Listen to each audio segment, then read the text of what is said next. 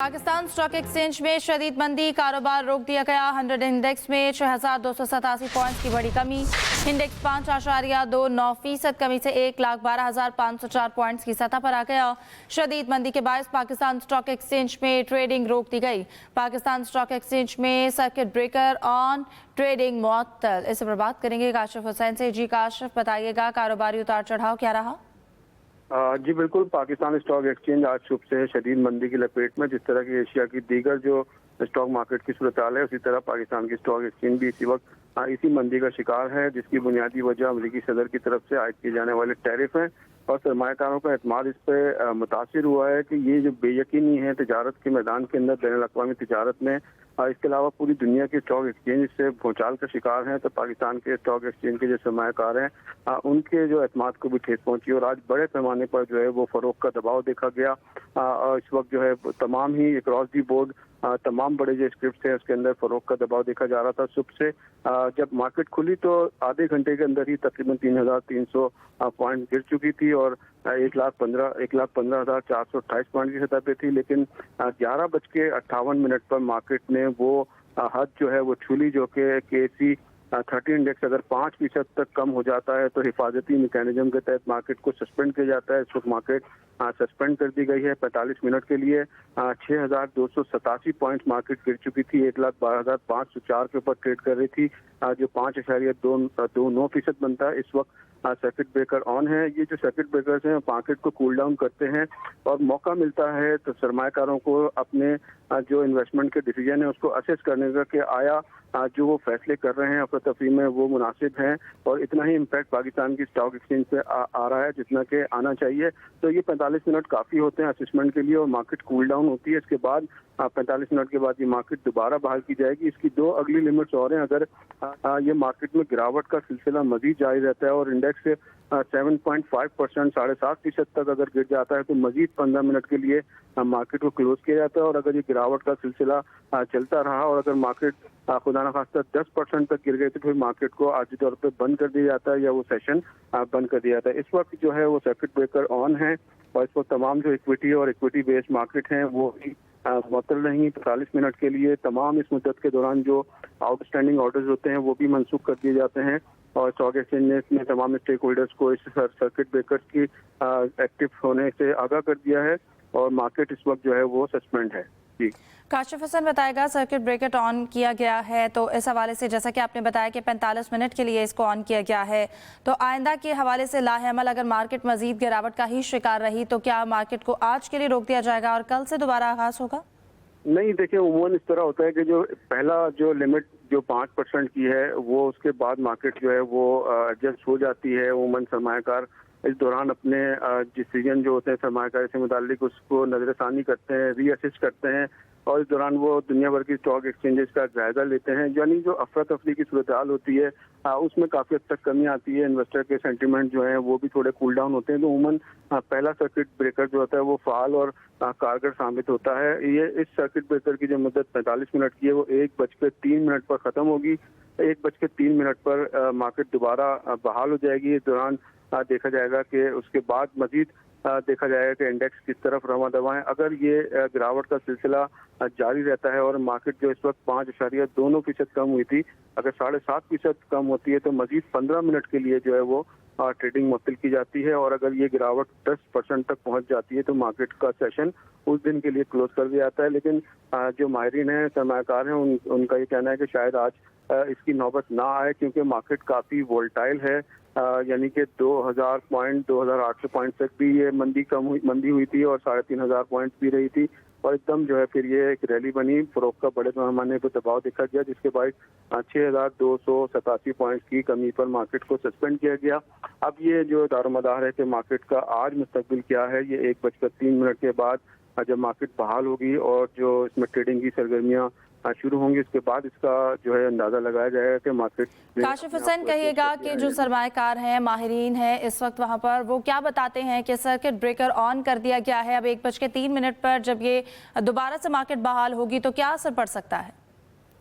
जी सबसे बड़ा जो आज सुबह से जो असर देखा जा रहा है वो यही देखा जा रहा है कि ना सिर्फ हम देख रहे थे कि पाकिस्तान की इंडस्ट्री, पाकिस्तान के बरामद कुंदगान परेशान थे اب جو ہے اس کے اثرات جو ہیں اسٹاک ایکسچینج کے سرمایہ کاروں پر بھی آ رہا ہے، کیونکہ یقیناً عالمی جو تجارت ہے اور عالمی جو سرمایہ کاری کا ماحول ہے وہ بری طریقے سے اس کو دھچکا لگا ہے، جو امریکی صدر کی طرف سے دنیا کے مختلف ملکوں پر ٹیرف عائد کیا گیا ہے، تو سرمایہ کاری بھی پھر اسی لحاظ سے اپنا راستہ بناتی ہے۔ اگر برآمد کنندگان کو نقصان ہوتا ہے، صنعتوں میں نقصان ہوتا ہے، تو پھر اکویٹی مارکیٹ پر اس کا لازمی اثر پڑتا ہے۔ تو یہ بیسکلی ایک بے یقینی کی صورتحال ہے جو کہ 2 دن پہلے سے دنیا کی اسٹاک مارکیٹ کو اپنی جکڑ میں لے رہی تھی، لیکن پاکستان اسٹاک ایکسچینج جب تعطیلات کے بعد کھلی تھی تو اسی وقت جو ہے وہ ایک خوشخبری پاکستان کو ملی کہ وزیر اعظم شہباز شریف نے بجلی کی قیمتوں میں کمی کا اعلان کیا، جس کی وجہ سے یہ اثرات پاکستان اسٹاک ایکسچینج پر محدود رہے، اور حیران کن طور پر جب دنیا کی بڑی اسٹاک مارکیٹ مندی اور شدید مندی کی لپیٹ میں نہیں، پاکستان اسٹاک ایکسچینج اس دن اچھا پرفارم کر رہی تھی اور اس نے 1,20,000 کی جو بلند ترین سطح تھی وہ بھی اس کو چھو لی تھی۔ لیکن یہ جو اب وہ اثرات ہر گزرتے دن کے ساتھ واضح ہوتے چلے جا رہے ہیں۔ 9 تاریخ سے کل سے 9 اپریل۔ ٹھیک ہے کاشف حسین، بہت شکریہ، آپ ہمیں صورتحال سے آگاہ کر رہے تھے۔ امریکی صدر کی تجارتی جنگ، دنیا بھر میں اسٹاک کار جاپان کا نکئی انڈیکس 9% نیچے آ گیا۔ جنوبی کوریا میں شدید مندی کے خدشات پر ٹریڈنگ عارضی طور پر روک دی گئی۔ اس کے علاوہ آسٹریلوی اسٹاک مارکیٹ میں انڈیکس 6% نیچے آ گیا۔ سعودی عرب، قطر، کویت، مسقط اور بحرین کی اسٹاک مارکیٹوں میں بھی گراوٹ دیکھی گئی۔ عالمی منڈی میں امریکی خام تیل $56.7 فی بیرل پر آ گیا۔ ٹرمپ ٹیرف سے تجارتی جنگ کے خدشات، ایشیائی اسٹاک مارکیٹوں میں شدید مندی کا رجحان۔ جاپان کا نکئی انڈیکس 9% نیچے آ گیا۔ ہانگ کانگ کے ہینگ سینگ میں 8% گراوٹ، اور جنوبی کوریا میں شدید مندی کے خدشات پر ٹریڈنگ عارضی طور پر روک دی گئی۔ آسٹریلوی اسٹاک مارکیٹ میں $160 ارب کا خسارہ دیکھا گیا۔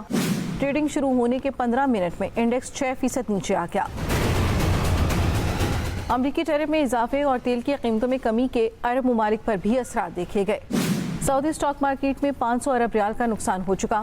قطر، کویت، مسقط اور بحرین کی اسٹاک مارکیٹوں میں بھی گراوٹ دیکھی گئی۔ سعودی میڈیا کے مطابق خلیجی اسٹاک مارکیٹ میں 2020 کے بعد سب سے بڑی کمی ریکارڈ کی گئی۔ ادھر امریکی صدر ڈونلڈ ٹرمپ ٹیرف کے نفاذ پر ڈٹ گئے۔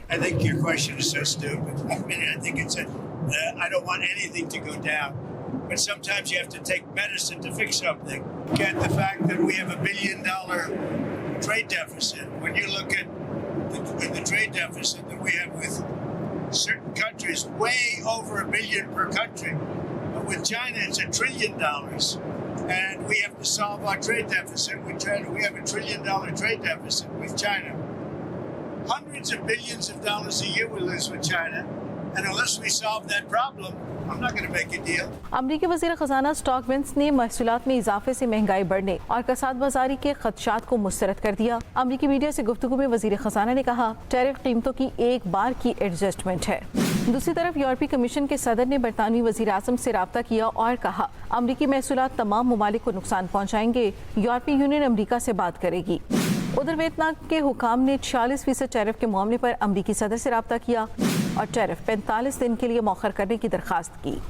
ٹرمپ ٹیرف کے بعد عالمی منڈی میں امریکی خام تیل $60 فی بیرل سے گر کر 2021 کے بعد کم ترین سطح پر آ گیا۔ اسی طرح برنٹ فیوچر آئل کی قیمت 3.5% فی بیرل کمی کے بعد $63.30 ہو گئی ہے۔ 2021 کے بعد پہلی بار یو ایس کروڈ بھی فی بیرل $56.60 پر آ گیا۔ آدمی شعبے میں سرمایہ کاری کے فروغ کے لیے پاکستان منرلز انویسٹمنٹ فورم کا کل سے اسلام آباد میں آغاز۔ وزیر اعظم شہباز شریف اور army chief general Syed Asim Munir شرکت کریں گے۔ وزیر اعظم اور آرمی چیف فورم سے خطاب بھی کریں گے۔ اسی پر مزید بات کریں گے گلوبل مائننگ ایکسپرٹ عبدالحنان ہمارے ساتھ موجود ہیں۔ سر بہت شکریہ آپ کے وقت کا۔ سر بتائے گا پاکستان منرل انویسٹمنٹ فورم کا کل سے اسلام آباد میں آغاز ہو رہا ہے، کیا سمجھتے ہیں پاکستان کے لیے کتنا امپورٹنٹ ہے؟ جی بہت شکریہ آپ نے پروگرام میں انوائٹ کرنے کے لیے۔ پاکستان منرل انویسٹمنٹ فورم 2025 یہ ایک ایسا ایونٹ ہونے جا رہا ہے پاکستان کی ہسٹری میں جو کہ ہمارے مادی وسائل کو پاکستان کے ایک بزنس ماڈل پوری دنیا میں امپیکٹ ڈالے گا۔ آپ کو بتاتا چلوں کہ جیولوجیکلی پاکستان اس انرچ وتھ بہت سی ہمارے پاس معدنیات پڑی ہوئی ہیں جو کہ ایکسپلور نہیں کی گئی۔ ان معدنیات میں سونا ہے، تانبا ہے، کاپر ہے، جیم سٹون ہے، کرومائٹ ہے۔ تو یہ وہ معدنیات ہے جو پاکستان کے بہت سے علاقوں میں پڑی ہوئی۔ तो इस 2 दिन के फोरम पे पूरी दुनिया से लोग आ रहे हैं, इंटरनेशनल इन्वेस्टमेंट आएगी और इंटरनेशनल इन्वेस्टमेंट के आने के साथ तरक्की की राह हमवार होती है। इसमें हमारे जो लोकल माइनिंग एक्सपर्ट्स हैं, इस 2 दिन के इवेंट में इंटरेक्शन होगी, क्योंकि बीइंग माइनिंग एक्सपर्ट आपको बताता चलूं, पाकिस्तान में जितनी भी ग्लोबल इन्वेस्टमेंट होती है, जब टेक्नोलॉजी ट्रांसफर होता है, इस ट्रांसफर में हमें बहुत चीजें सीखने का मौका मिलता है।